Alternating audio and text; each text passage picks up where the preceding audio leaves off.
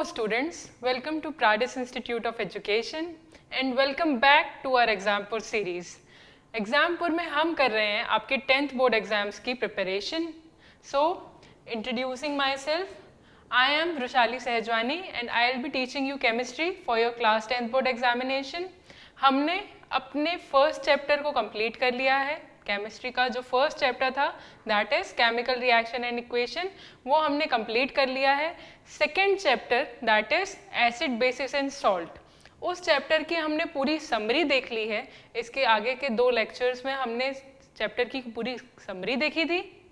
उसके बाद के एक लेक्चर में हमने multiple choice question that is 1 marker question solve किए थे. आज की क्लास में हम 2 मार्कर और 3 मार्कर क्वेश्चन सॉल्व करेंगे that is very short answer type questions and short answer type questions. अब ये कैटेगरी कुछ ऐसी है, इसमें दोनों सिमिलर तरह के क्वेश्चंस आते हैं, बस मार्किंग स्कीम चेंज होती है या फिर कुछ पॉइंट एक्स्ट्रा हो जाते हैं, मतलब 1 पॉइंट एक्स्ट्रा होता है या 1 पॉइंट कम होता है. तो 2 मार्क और 3 मार्क क्वेश्चंस में जो क्वेश्चन कैटेगरी होती है वो सेम होती है. क्वेश्चंस के जो जिन टॉपिक से क्वेश्चन लिए जाते हैं वो कुछ सेम ही होते हैं. ठीक है, तो Before starting my lecture, I would like to tell you something about our Pradis Education app. आप Pradis Education का ऐप प्ले स्टोर या iOS से डाउनलोड कर सकते हैं. यहाँ पे आपको पूरा कोर्स जस्ट 9,999 के मिनिमम प्राइस में मिल रहा है. So if you are from class KG to class 10th और if you are a student of class 11th or 12th, you can get the complete course in 9,999 rupees only. Just you have to apply the coupon code Pradis_10. Pradis_10 का code लगाते ही आपको complete course just 9,999 के price में available हो जाएगा. इसके साथ साथ हम आपको ऐप में और भी बहुत सारी फैसिलिटीज़ प्रोवाइड कराते हैं, जैसे कि we provide you classroom videos, 3D videos, lecture videos, smart board videos, recent live lectures, content, free solution, practice test, worksheet, doubt session that too from the teacher who are teaching you in the application. तो जल्दी से Pradis Education का app download कर लीजिए and you can contact us. This is our contact information. Now starting with our chemistry lecture series. आज हम हमारे chapter that is acid basis and salt का 4th लेक्चर है ये. इससे पहले के 3 लेक्चर्स में हमने चैप्टर की समरी कंप्लीट कर ली है और हमने प्रीवियस ईयर क्वेश्चंस में 1 marker question that is multiple choice question solve कर लिए हैं. तो आज की क्लास में हम फोकस करने वाले हैं इन 2 mark and 3 mark question that is very short answer type questions and short answer type questions. ठीक है, तो चलिए स्टार्ट करते हैं very short answer type question से. पहले हम सारे very short answer type questions देखेंगे and then we will also try to cover short answer type questions. ठीक है, कुछ भी हड़बड़ी से नहीं होगा, एक एक कैटेगरी को बहुत ही ध्यान से देखेंगे. अगर आज की क्लास में हम 2 marker question 3 marker question start नहीं कर पाए तो वो हम नेक्स्ट लेक्चर में स्टार्ट करेंगे, but will see each category very thoroughly, जैसे कि कोई भी क्वेश्चन हमसे मिस ना हो. ठीक है, चलो फिर स्टार्ट करते हैं with our category 2 mark questions that is very short answer type questions. And our first question is what happens when a cold and concentrated solution of sodium chloride reacts with ammonia and carbon dioxide? Write the equation of the reaction which takes place. तो हमसे पूछा है कि जब sodium chloride का cold और concentrated solution किसके साथ रिएक्ट करता है? अमोनिया और कार्बन डाइऑक्साइड के साथ रिएक्ट करता है, तो हमें बताना है कि क्या होता है. तो अगर आप याद करो तो whenever NaCl का कोल्ड एंड कंसनट्रेटेड सॉल्यूशन मतलब यहाँ पे H2O भी होगा. ठीक है, when it reacts with ammonia and carbon dioxide तो क्या बनता है? तो हमें पता था कि ये रिएक्शन तो होती है हमारी सोडियम क्लोराइड का decomposition that is brine solution का डिकम्पोजिशन. जब हम ब्राइन सोल्यूशन को इलेक्ट्रिकली डिकम्पोज करते हैं तो यहाँ पे बनता है, इन दोनों के रिएक्शन से बनता है NaOH plus Cl2 plus H2 और ये Cl2 अमोनिया से रिएक्ट करती है और क्या बनाती है? Ammonium chloride, that is NH4Cl along with sodium hydrogen carbonate.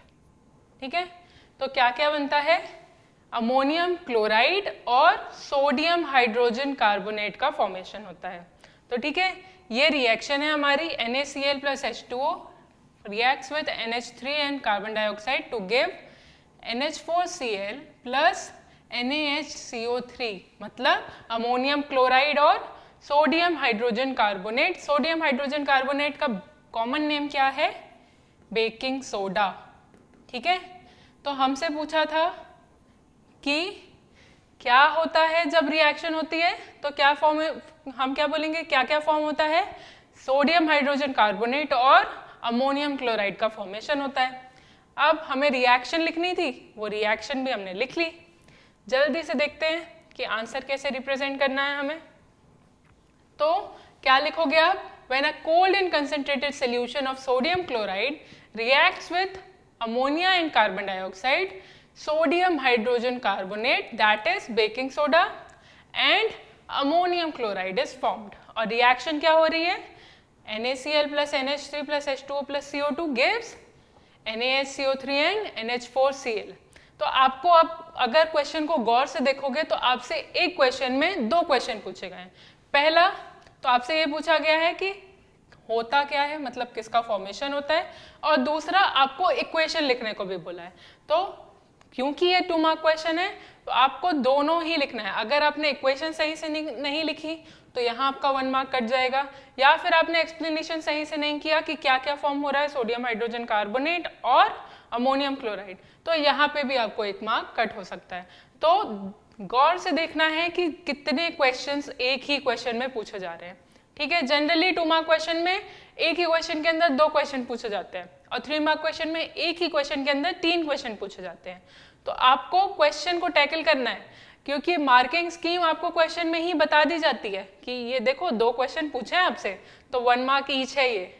तो आपने अगर इक्वेशन सही से नहीं लिखी, कंप्लीटली बैलेंस्ड इक्वेशन नहीं लिखी, तो आपके 1 मार्क कट हो सकते हैं। ठीक है, तो इसीलिए बहुत प्यार से, बहुत अच्छे से पहले क्वेश्चन को रीड करना होता है। ठीक है, अगर आपने क्वेश्चन को बहुत अच्छे से रीड करके समझ लिया तो आंसर करना बहुत डिफिकल्ट नहीं होता है। अगर आपको क्वेश्चन समझ में आ गया तो आंसर तो हमसे बनते ही हैं, कॉन्सेप्ट हमारे क्लियर हैं ही। बस हमें क्वेश्चन रीड करने में कभी कभी ऐसा करते हैं हम कि जल्दी जल्दी में पूरा क्वेश्चन रीड नहीं किया या समझ नहीं पाए कि क्वेश्चन आखिर पूछ क्या रहा है, और इस वजह से हमसे गड़बड़ हो जाती है।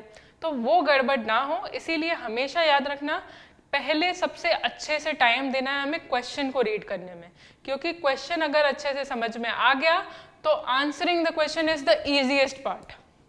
ठीक है, चलो फिर नेक्स्ट क्वेश्चन देखते हैं। Next question says name a sodium compound used for softening hard water. तो ऐसा कौन सा सोडियम कंपाउंड है विच is used for softening hard water? हमें पता है वॉशिंग सोडा यूज होता है सॉफ्टनिंग ऑफ हार्ड वाटर।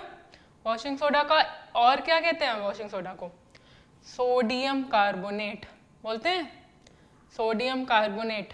तो वॉशिंग सोडा और sodium carbonate is used in softening of hard water. ठीक है, दूसरा क्वेश्चन हमसे पूछा है which compound of calcium is used for disinfecting drinking water supply. तो कैल्शियम कंपाउंड पूछा है तो मतलब हमसे आधा क्वेश्चन तो ऐसे ही सॉल्व करके दे दिया गया है कि ऐसा कौन सा कैल्शियम कंपाउंड यूज होता है इन डिसइंफेक्टिंग ड्रिंकिंग वाटर सप्लाई। तो कैल्शियम कौन सा कंपाउंड पढ़ा था हमने? Calcium oxychloride, that is bleaching powder. तो क्या लिखोगे आप यहाँ पे? दोनों चीजें लिखनी पड़ेंगी। पहले तो आप ब्लीचिंग पाउडर लिखोगे, फिर उसके बाद आप उसका केमिकल नेम भी लिखोगे। ठीक है, तो bleaching powder which is also known as calcium oxychloride. ठीक है, और फॉर्मूला क्या होता है? CaOCl2। ठीक है, तो यहाँ पे देखो, अब आपसे गौर से देखो क्वेश्चन में 2 मार्कर क्वेश्चन है और हमसे 4 चीजें पूछी गई हैं, मतलब each question contains half mark. तो हाफ मार्क भी इजीली नहीं दिया जाएगा, आपको 1 मार्क में आंसर देना है, बट कंप्लीट आंसर देना है, ताकि एग्जामिनर को ये ना लगे कि यार इसने ये नहीं लिखा तो मैं यहाँ पे नंबर काट सकता हूँ। कहीं भी एग्जामिनर को नंबर काटने का मौका ही नहीं देंगे हम हर एक आंसर को इतना अच्छे से रिप्रेजेंट करेंगे कि एग्जामिनर कंफ्यूज हो जाएगा कि इसके तो नंबर काट ही नहीं सकते हम, है ना। चलो, third question is name a metal compound which has detergent properties. तो ऐसा कौन सा मेटल कंपाउंड है जिसके अंदर डिटर्जेंट प्रॉपर्टीज होती हैं? सोचो सोचो, कौन सा मेटल कंपाउंड है, डिटर्जेंट प्रॉपर्टीज किसके अंदर होती हैं? फोर्थ क्वेश्चन भी देख लेते हैं, state a peculiar property of plaster of Paris. Plaster of Paris की पेक्यूलियर प्रॉपर्टीज बतानी है हमें, ठीक है। तो पहले तो हम थर्ड क्वेश्चन देखते हैं, name a metal compound which has detergent properties. तो हमने एक ऐसा कोई कंपाउंड सुना था क्या, washing soda, which is used as a detergent, है ना। वॉशिंग सोडा के बारे में पढ़ा था हमने। वॉशिंग सोडा को और क्या कहते हैं हम? सोडियम कार्बोनेट बोलते हैं। तो Na2CO3.10H2O वॉशिंग सोडा में होती हैं detergent properties. It is used for washing purposes, right. Fourth question हमसे पूछ रहा है, state a peculiar property of plaster of Paris. तो प्लास्टर ऑफ पेरिस की एक प्रॉपर्टी है कि जैसे ही वो वाटर के कांटेक्ट में आता है या वाटर के प्रेजेंस में आता है तो इट हार्डन्स इटसेल्फ। क्या होता है? Plaster of Paris reacts with water to form gypsum, है ना। तो वो एक hard compound, hard mass form कर लेता है। चलो फिर आंसर देखते हैं कैसे लिखना है। फर्स्ट वन है सोडियम कार्बोनेट। सिर्फ सोडियम कार्बोनेट लिखने से काम नहीं चलेगा, you have to state washing soda also, ठीक है। Second is bleaching powder, third is again sodium carbonate और washing soda, and fourth one says it sets into hard mass on mixing with water। किसके बारे में बात हो रही है यहाँ पे? Plaster of Paris. Plaster of Paris किस में सेट हो जाता है? It sets into hard mass when mixing with water. तो ये कुछ प्रॉपर्टीज थी और इन क्वेश्चन को ऐसे ही आंसर करना है क्योंकि क्वेश्चंस इसी तरह के आते हैं। अगर आपने थोड़ा भी आगे पीछे कम ज़्यादा लिखा तो आप एग्जामिनर को सामने से मौका दे रहे हो कि सर मेरे नंबर काट लो। ऐसा मौका हमें नहीं देना है, ठीक है। चलो next question, name the gas evolved when dilute HCl reacts with sodium hydrogen carbonate। How is it recognised? हमें एक गैस बतानी है जो इवॉल्व होती है when dilute HCl reacts with sodium hydrogen carbonate, और उसे हम रिकॉग्नाइज कैसे करेंगे? तो पहले तो आप देखो कि आपको रिएक्टेंट क्या दिए हैं, HCl is reacting with sodium hydrogen carbonate। अब sodium hydrogen carbonate is a basic salt, तो वो किसकी तरह एक्ट करेगा? बेस की तरह। तो जब एक एसिड और बेस की रिएक्शन होती है तो क्या बनता है? सॉल्ट। तो सबसे पहले तो बता दो कि आप सॉल्ट बनेगा। अब सॉल्ट क्या बनेगा? सोडियम, है ना। चलो इसको कुछ इस तरह से लिखते हैं, रुको बेटर समझाने के लिए। NaHCO3 reacts with HCl to give, इतना हिस्सा अगर मैं अलग कर दूं इसका, दैट इज H2CO3, इतना हिस्सा अलग कर दूं तो क्या बन रहा है? Na और Cl। तो पहली चीज तो बनेगी NaCl। दूसरा हमारे पास बच रहा है H2CO3, that is carbonic acid. अब कार्बोनिक एसिड कैसे बनता है? It is formed with the reaction of carbon dioxide with water. तो इसको जब मैं ब्रेक करूंगी तो मुझे मिलेगा H2O और CO2। तो क्या बना यहाँ पे? H2O और CO2। अब हमसे पूछा गया है कि विच गैस इज इवॉल्व्ड, तो हमें नेम करना है गैस को। Name the gas which is evolved. तो कौन सी गैस इवॉल्व हो रही है? Carbon dioxide. Carbon dioxide gas evolve हो रही है। और कार्बन डाइऑक्साइड को टेस्ट कैसे करते हैं हम? How do we test carbon dioxide? Carbon dioxide का टेस्ट होता है कि we pass it through lime water. Lime water is CaOH twice. CaOH twice when reacts with carbon dioxide, तो लाइम वाटर क्या हो जाता है? Milky due to the formation of calcium carbonate, है ना. तो क्या लिखोगे आप? How is it recognised? It is recognised by passing the gas into lime water. Lime water में जैसे ही हम गैस को पास करते हैं तो क्या बनता है? कैल्शियम कार्बोनेट का वाइट प्रेसिपिटेट बनता है ना. तो हमें वाइट प्रेसिपिटेट से समझ आ जाता है कि this gas is carbon dioxide. तो अब देखते हैं इसको लिखेंगे कैसे हम.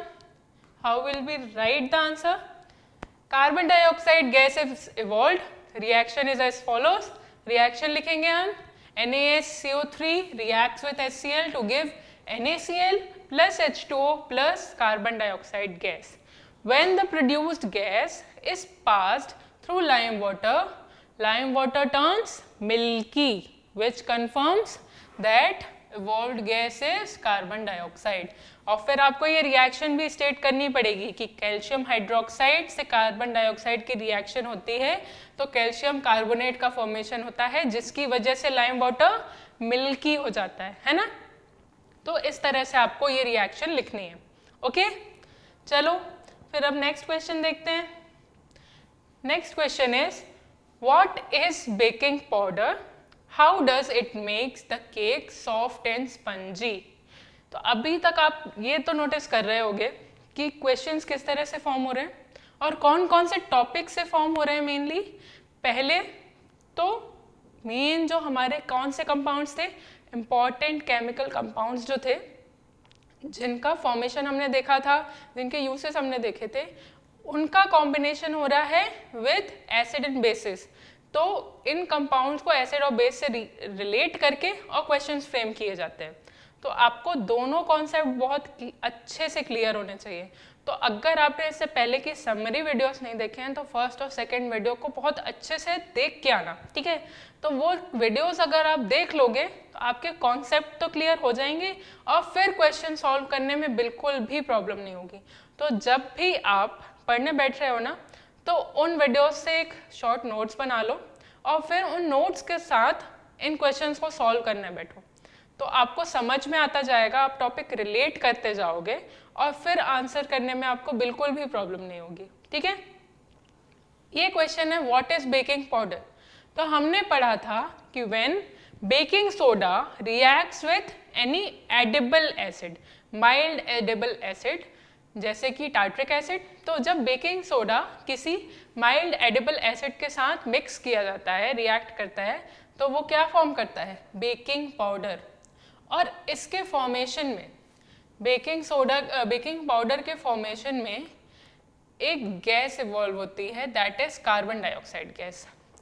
कार्बन डाइऑक्साइड गैस इवॉल्व होती है. क्या होता है कि NaHCO3 when reacts with any edible acid H+, it gives off carbon dioxide, water and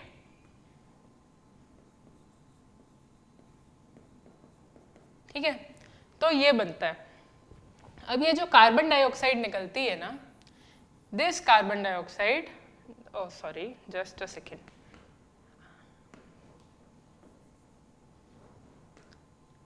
ये जो कार्बन डाइऑक्साइड बनती है ना, ये कार्बन डाइऑक्साइड किस में हेल्प करती है? It helps in the rising of cake और सम बेकिंग मटेरियल. जो भी हम बेक कर रहे हैं तो उसकी राइजनिंग में हेल्प करती है और इसी वजह से जो केक होता है हमारा ये वो सॉफ्ट और स्पंजी बनता है, ठीक है. तो how does it make the cake soft and spongy? तो it helps in the rising of that cake, ठीक है. चलो फिर आंसर देखते हैं. आंसर कैसे लिखना है हमें? तो baking powder is a mixture of baking soda and an edible acid like tartric acid. Baking powder on heated produce carbon dioxide gas which causes bread or cake to list making it soft and spongy.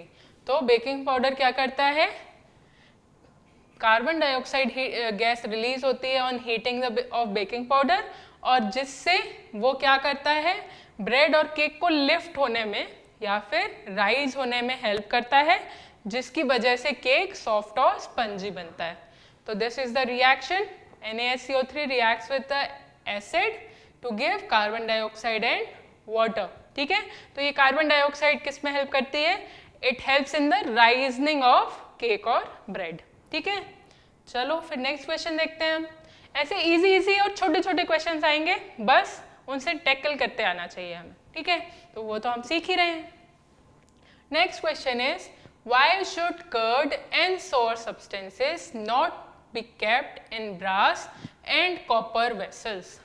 तो ये question थोड़ा सा आप देखोगे तो ये question किस category में आता है, it comes in the category of high order thinking questions, जिसे हम हॉट्स भी बोलते हैं। तो हाई ऑर्डर थिंकिंग क्वेश्चंस, अब इन्हें कैसे सॉल्व करना होता है, इसमें हमें घुमा फिरा के पूछा जाता है और कॉन्सेप्ट वही है जो हम पढ़ चुके हैं पहले से। तो क्वेश्चन को आप अच्छे से समझेंगे हम कि क्या बोल रहा है question. Why should curd and sour substances not be kept in brass and copper vessels. तो curd and sour substances means acids, ठीक है, not be kept in brass and copper vessels मतलब मेटल्स। और हमें पता है कि acid reacts with metal to give metal salt and hydrogen gases release. तो अगर हम कर्ड या सॉर सब्सटेंसेस को मेटल के कंटेनर में रखेंगे, मेटल के वेसल्स में रखेंगे, तो क्या होगा, वो मेटल के साथ रिएक्ट करेंगे और कुछ बाय प्रोडक्ट बनाएंगे, मेटल सॉल्ट्स बनाएंगे, which could be poisonous for us. ठीक है, तो क्या करते हैं, sour substances they react with metal, metal container के सरफेस से रिएक्ट करते हैं और दे फॉर्म पॉइजनस सब्सटेंसेस, जिसकी वजह से they become unhealthy for us to eat, है ना। तो इस वजह से मेटल कंटेनर्स में कभी भी खट्टी चीज़ों को, सॉर सब्सटेंसेस को नहीं रखा जाता है। ठीक है, चलो, curd and sour food substances contain acid, these acidic substances combine with metal, this reaction turns food to poison which damage people's health। ठीक है, तो क्या होता है, एसिड जो है दे रिएक्ट विथ मेटल और जिसकी वजह से food is converted into poisonous substances. ठीक है, तो फिर वो खाने योग्य नहीं रह जाता है ना, तो it is not good for us to eat. ठीक है, तो वो अब हमारे खाने लायक नहीं बचता है। चलो, इजी क्वेश्चन था, बस आपको क्या आइडेंटिफाई करना था कि रिएक्शन किसके बारे में बात हो रही है, तो it is a reaction between metal and acids. ठीक है, चलो नेक्स्ट क्वेश्चन देखते हैं फिर जल्दी से अपना। Next question saying while diluting an acid, why is it recommended that the acid should be added to water and not water to the acid? तो ये कॉन्सेप्ट हमने पढ़ा था। क्या होता है जब हम किसी एसिड में वाटर को ऐड करते हैं, तो एसिड की वाटर के साथ reaction is a highly exothermic reaction, मतलब बहुत ज़्यादा अमाउंट में हीट रिलीज होती है। ठीक है, अब आप सोचो कि एसिड जो कि बहुत करसिव होते हैं नेचर में, दे आर हाईली रिएक्टिव, हम उसमें जाके पानी डालते हैं, तो मतलब ऐसे होता है ना कि जाके किसी शैतान को जगाना, वैसे वाला सीन हो जाएगा कि हम जाके उसमें पानी डाल दें, तो क्या हो जाएगा, there is a chance of explosion, है ना। तो एक्सप्लोजन होने के चांसेस हैं क्योंकि हाईली एक्सोथर्मिक रिएक्शन है, हमने एसिड्स जो कि बहुत करसिव होते हैं नेचर में, उनमें जाके पानी डाला, तो वो क्या करेंगे, वो बहुत जल्दी वाटर से रिएक्ट करके बहुत ज़्यादा अमाउंट में हीट प्रोड्यूस करेंगे। बहुत हाईली एक्सोथर्मिक रिएक्शन होती है तो बहुत ज़्यादा अमाउंट में हीट प्रोड्यूस होगी, जिससे एक्सप्लोजन हो सकता है। इसीलिए हमेशा कहा जाता है कि do not add water into acid, instead add acid into water. ठीक है, तो ये कुछ रिएक्शन होती है।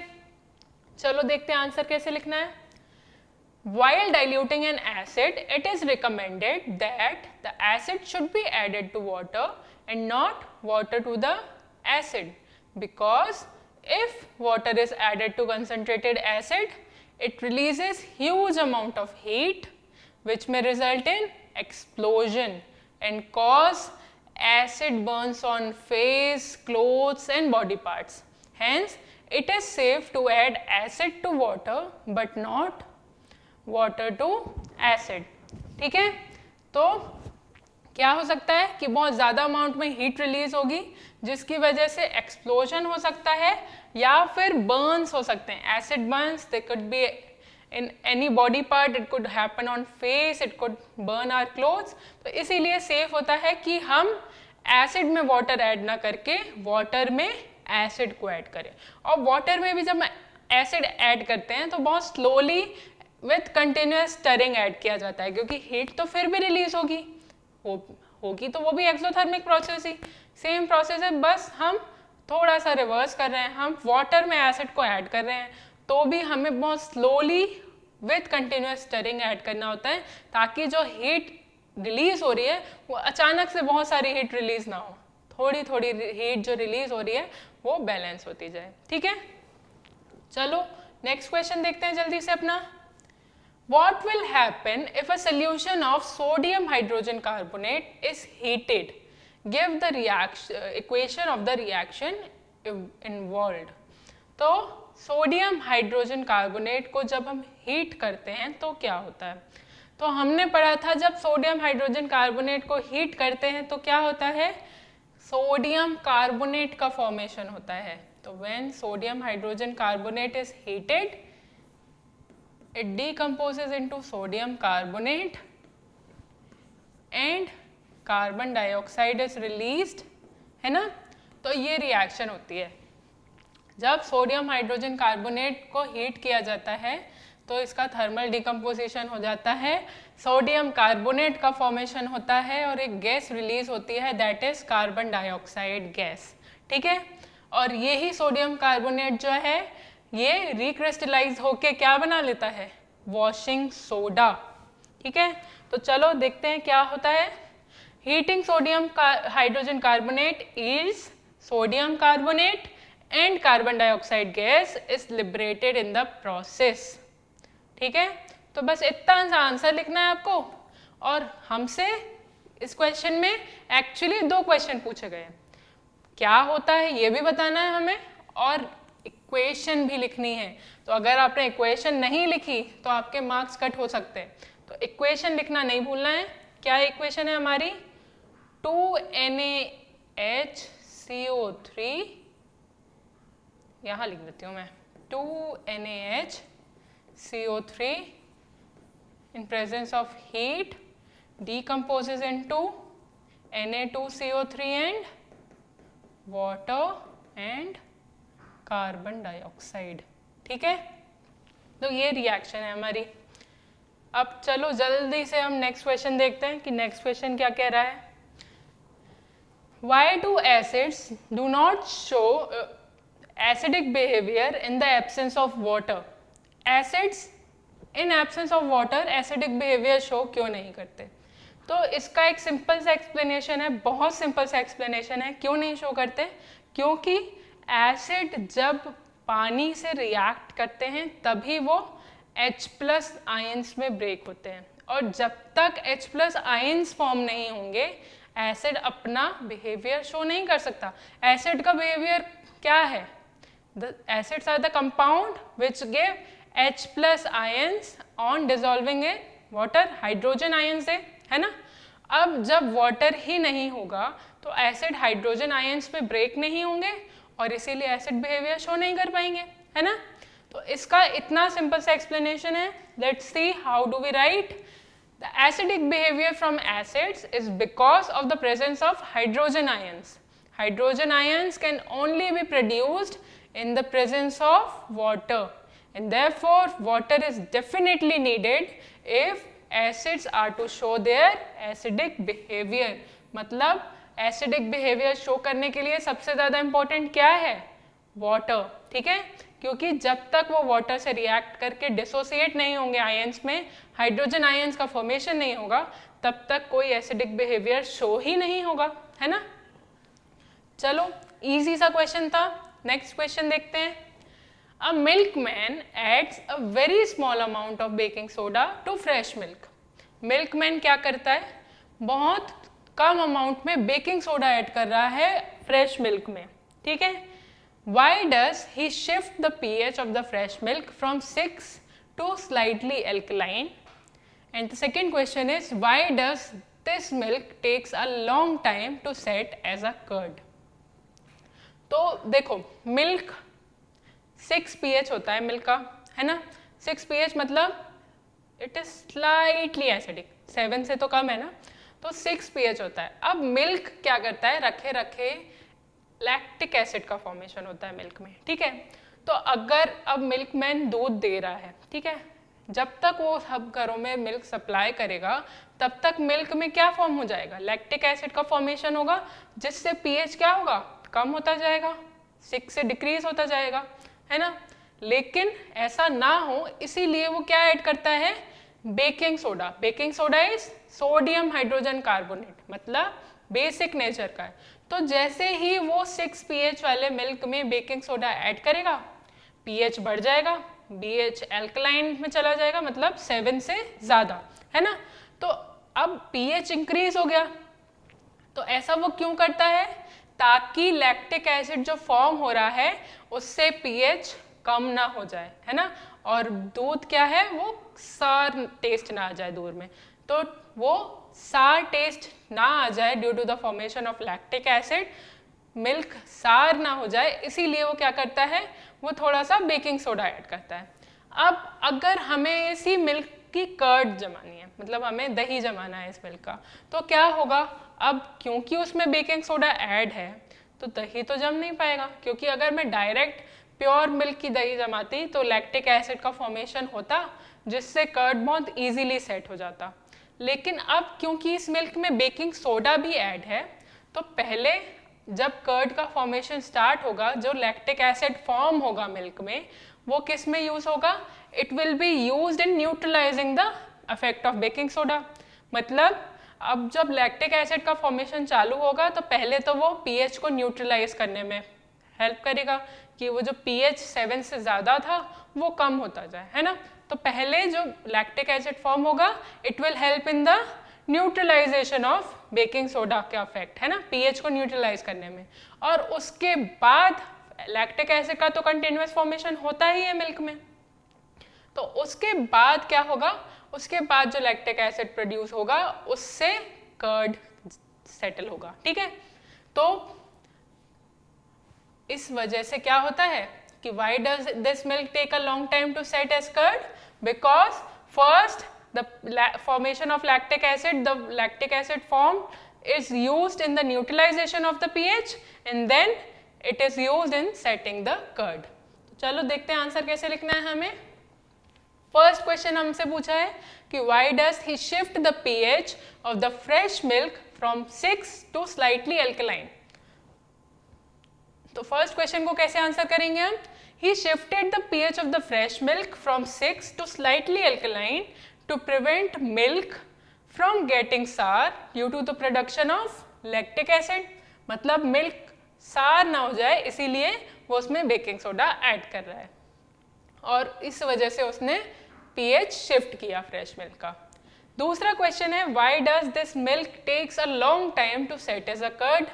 तो इसका आंसर क्या होगा, this milk takes long time to set into curd because the lactic acid produced here first neutralizes the pH, then the pH is reduced to turn milk to curd. पहले जो lactic acid produce होगा वो neutralise करने में help होगा pH को, and then जो pH reduce हो जाएगा तो फिर मिल्क कर्ड में चेंज होगा. ठीक है, इजी क्वेश्चन था, बस थोड़ा कॉन्सेप्ट समझना था. ठीक है, next question is plaster of Paris should be stored in a moisture proof container, explain why. Plaster of Paris को मॉइस्चर प्रूफ कंटेनर में स्टोर करना चाहिए, तो ऐसा क्यों?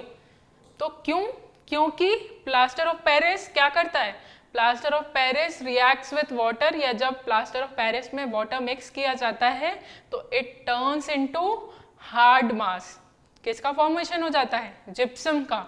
तो वो फॉर्मेशन ना हो और हार्ड मास फॉर्म ना हो, क्योंकि अगर हार्ड मास फॉर्म होगा और जिप्सम का फॉर्मेशन हो जाएगा, देन जो प्लास्टर ऑफ पेरिस है वो कंप्लीटली वेस्ट हो जाएगा। प्लास्टर ऑफ पेरिस से वो किस में कन्वर्ट हो जाएगा? जिप्सम में।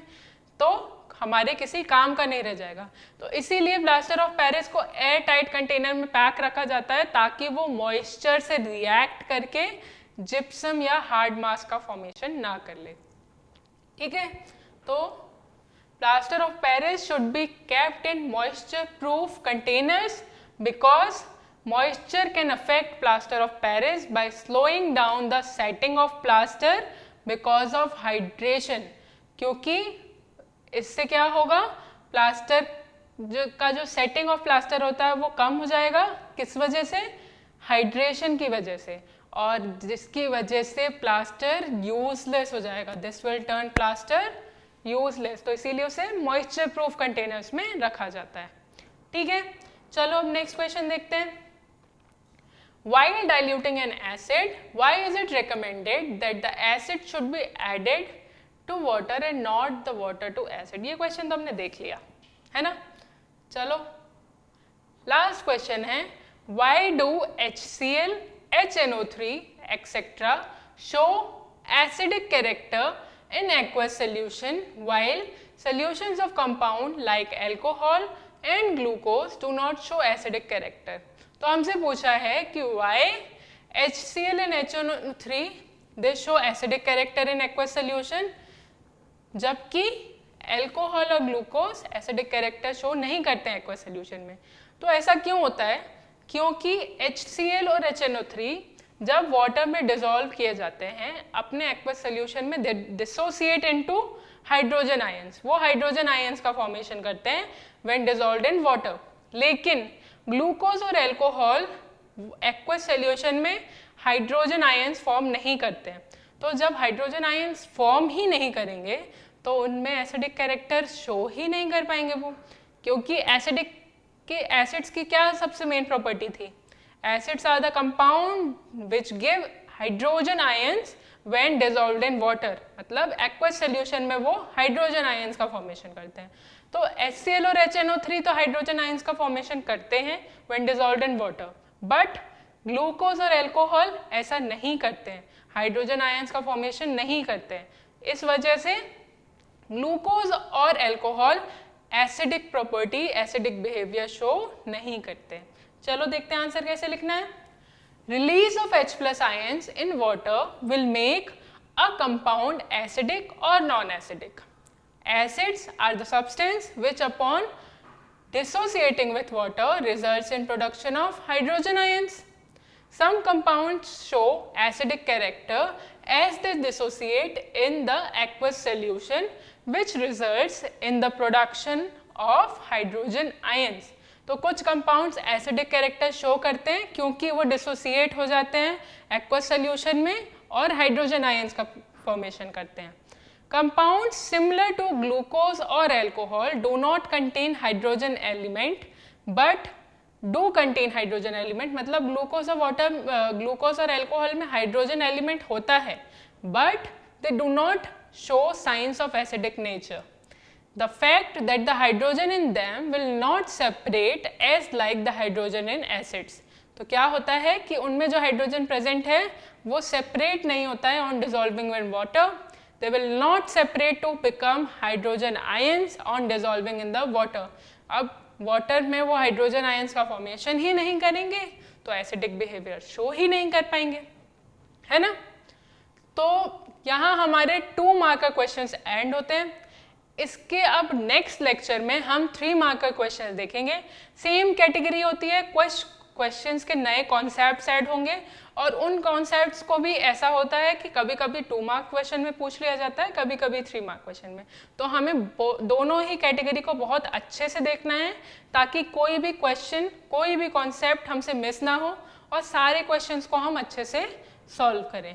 तो दैट्स ऑल फॉर टुडे। जल्दी से अपने चैप्टर के जितने भी ये लेक्चर्स हो चुके हैं देखते जाओ, प्रैक्टिस करते जाओ। इससे क्या होगा कि आपकी तैयारी बोर्ड की बहुत स्ट्रांग होती जाएगी, है ना।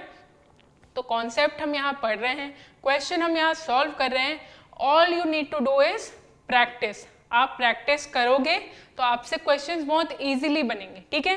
तो all you do to is to practice. Also you have to like share and subscribe the channel, ठीक है। वीडियो को लाइक और शेयर करना है और चैनल को सब्सक्राइब करना है। You can follow us on Facebook, Instagram, Twitter. This is our website. You can download the Pratis Education app from Play Store and iOS. This is our contact information. Okay? Thank you so much.